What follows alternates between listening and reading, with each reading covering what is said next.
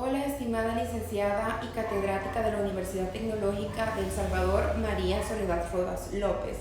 Mi nombre es Madeline Cruz y mi número de carnet es el 8525-34-2024. En esta oportunidad voy a hablar acerca del acto jurídico. El acto jurídico junto con el hecho jurídico son conceptos fundamentales del derecho, cuyo estudio es la base del Código Civil. Pero en esta ocasión nos enfocaremos solamente en el acto jurídico. Definiendo este concepto, podemos decir que es la manifestación de la voluntad y que ésta puede ser expresa o táctica, con la intención de crear, modificar y transmitir derechos y obligaciones, los cuales son reconocidos por la ley. Pero, ¿qué es el acto jurídico? ¿Cómo se clasifica? El acto jurídico se clasifica en unilateral o bilateral y multilateral. En el acto jurídico unilateral interviene solo una voluntad. Se refiere al acto en el que solo se expresa la voluntad en el momento de dejar un testamento o una donación. Es la voluntad de quien dona y de quien otorga. Y eso lo podemos verificar en el Código Civil en el artículo 996.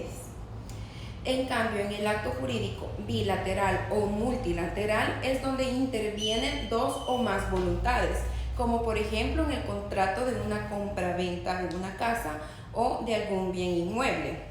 Interviene la voluntad de quien desea venderla y de quien quiere comprarla.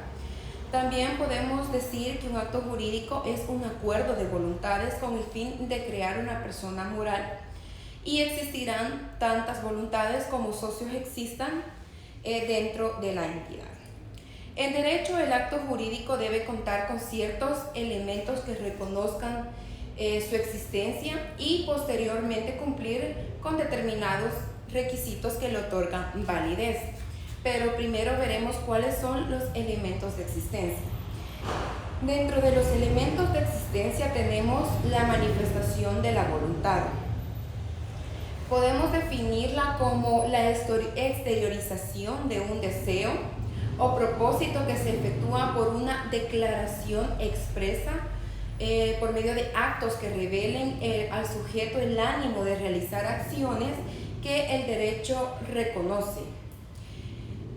También tenemos el objeto físicamente posible, cuando ninguna ley de la naturaleza constituya un obstáculo insuperable para la celebración de un acto. También tenemos el objeto jurídicamente posible, que sería cuando ninguna norma del derecho constituya o sea un obstáculo insuperable para la realización del acto. Está la solemnidad, que es la formalidad especial exigida por la ley para realizar ciertos actos jurídicos como requisitos indispensables para su realización. Entonces, ¿cuándo deja de ser existente un acto jurídico y se convierte en inexistente? Cuando falta alguno de los elementos que yo ya mencioné, esto quiere decir que no se producirá consecuencias jurídicas deseadas. Ahora hablaremos un poco acerca de las características que pueden ser oponibles por cualquiera de las partes interesadas que estén en desacuerdo con algo, imprescriptible e inconfirmable. Ahora veremos los elementos que le otorgan validez al acto jurídico. Prácticamente son la garantía que tienen los actos jurídicos para existir y exigir su validez. Iniciaremos por la capacidad de goce. ¿Qué es la capacidad de goce? El Estado reconoce la existencia de la capacidad de goce antes de nacer. Basta con ser concebidos para estar bajo la protección de la ley. Es decir, que se nos reconoce la capacidad de goce desde el momento de la concepción. En cambio, la capacidad de ejercicio, esta capacidad se adquiere por lo general al cumplir la mayoría de edad, que en nuestro caso sería a los 18 años. Es la aptitud que las personas poseen para resolver tareas específicas de forma adecuada, que son producto de su inteligencia o destreza, demostrando ser titulares de derechos y obligaciones. ¿Qué es la capacidad de ejercicio? Es la posibilidad jurídica del sujeto para hacer valer directamente sus derechos, celebrar en nombre propio actos jurídicos también, contraer o cumplir obligaciones, así como ejercer acciones dentro de los tribunales. Ahora bien, ¿a quién se considera incapaz de ejercicio del acto jurídico? Son aquellas personas que aún siendo mayores de edad tienen incapacidad de ejercicio, y eso lo podemos ver en el artículo 318 del Código Civil. Un acto jurídico válido y eficaz requiere forzosamente que las personas que en él intervienen cuenten con la capacidad de ejercicio, es decir, que sean mayores de edad y que cuenten con las aptitudes que la ley demanda. Ahora pasamos a la ausencia de vicios de la manifestación de la voluntad, que son los factores que afectan o impiden la libre manifestación de la voluntad de los participantes en un acto jurídico.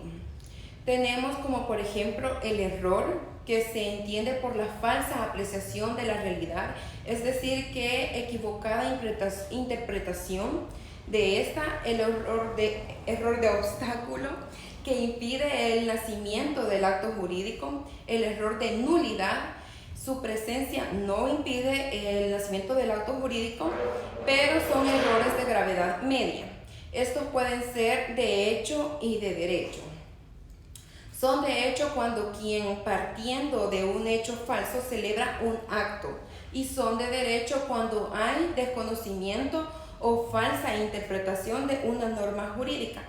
También tenemos errores diferentes, como errores leves, que son intrascendentes, y el dolo y la mala fe. Según el artículo 42 del Código Civil de El Salvador, el dolo consiste en la intención positiva de inferir injuria a personas o propiedad de otro. Esto se relaciona a que si induce o se aprovecha del error de otra persona para beneficio propio, entonces el acto jurídico carece de validez. También está la violencia. La violencia física busca coaccionar la voluntad de la persona, implicando dolo, agresión física. Por ejemplo, la privación de libertad a una persona para que firme un contrato que se estipula para comprometerse a vender o regalar una casa.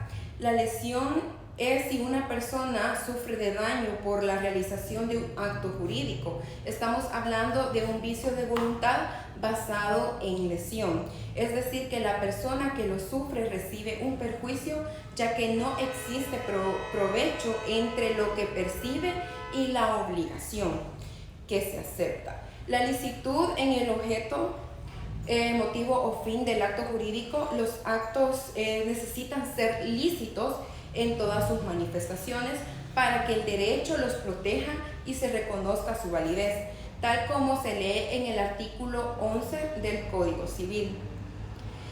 Y también ustedes pueden corroborarlo. Bien, ahora mencionaremos la ineficacia del acto jurídico. Existen 3 grados de ineficacia.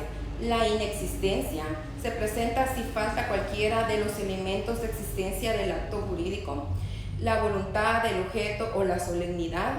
Tenemos la nulidad absoluta, que ocurre cuando el acto carece de licitud. A un acto afectado de nulidad absoluta se le denomina acto nulo. Y nulidad relativa se refiere a la presencia de incapacidad de alguna de las partes, a la falta de formalidad y a la existencia de ciertos vicios de la voluntad. Al acto afectado de nulidad relativa se le llama acto anulable. Para ir concluyendo el tema, diré las características de la nulidad absoluta y nulidad relativa. La nulidad absoluta es imprescriptible porque se puede solicitar en cualquier tiempo y es inconfirmable, puesto que la voluntad de las personas no puede hacer que un acto sea lícito, ya que la licitud solamente la determina el derecho y no los particulares.